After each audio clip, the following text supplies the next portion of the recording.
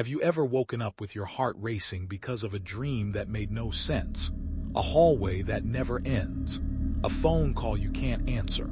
A stranger staring at you from across a crowded room? By breakfast, most of the details are gone, but the feeling remains. Something about that dream felt personal, almost as if a hidden part of you was trying to get your attention. Carl Jung, the Swiss psychologist who spent much of his life studying the human mind, believed that dreams are not random noise. They are messages from the unconscious, the part of the mind that exists outside your everyday awareness. When we ignore our emotions, desires, fears, and conflicts, the unconscious doesn't simply disappear. It speaks in symbols, stories, and strange nighttime images. Jung also spoke about something called the shadow. The shadow is the collection of traits, feelings, and impulses we push away because they seem unacceptable, embarrassing, painful, or dangerous. It might be anger, envy, loneliness, vulnerability, or even creativity that we were taught to hide. The shadow is not evil. It is simply the part of ourselves we refuse to see. And according to Jung, dreams often become louder when the shadow has been ignored for too long.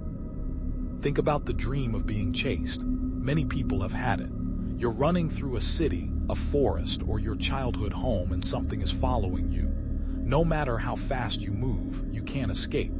Jung would ask a surprising question. What if the thing chasing you is not an enemy? What if it is a part of yourself that has been abandoned? Imagine a man who spends years trying to be the reliable one. He never complains, never says no, and keeps everyone happy. During the day, he appears calm. At night, he dreams that a furious stranger is breaking into his house. The dream may be warning him that his buried anger has become too strong to ignore.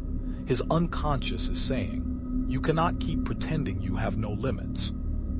Or consider a woman who constantly puts herself last.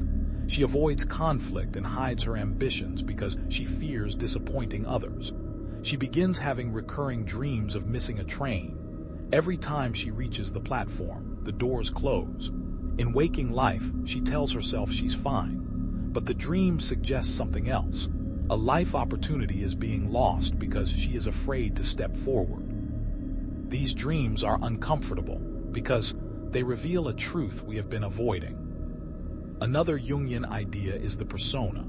The persona is the mask we wear to function in society.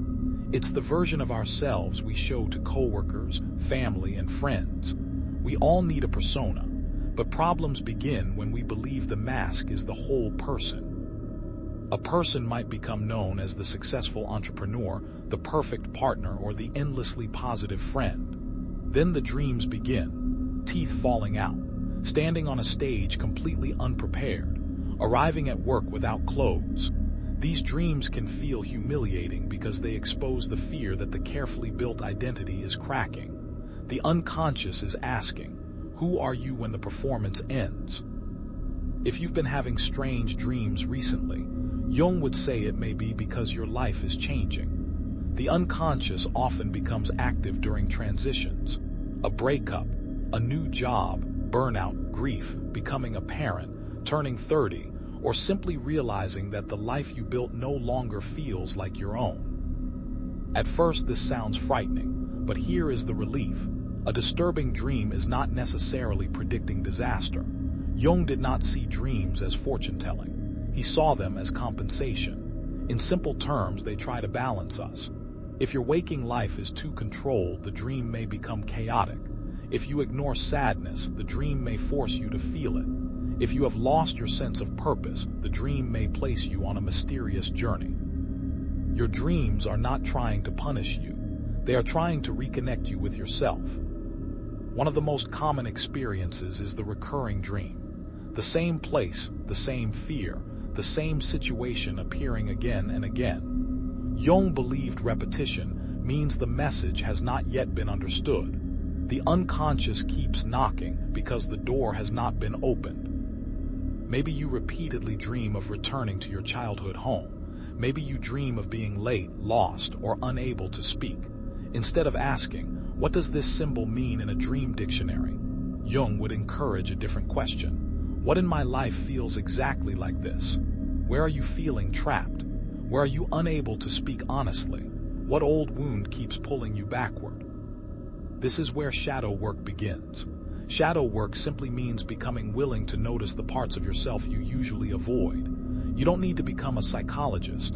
You can start by writing down a dream before checking your phone. Notice the emotions first: fear, shame, grief, excitement, longing. Then ask what part of your life carries that same emotion. Sometimes the answer is obvious. Sometimes it takes weeks. But over time, a pattern appears. The dream that terrified you may actually be guiding you toward a more honest life.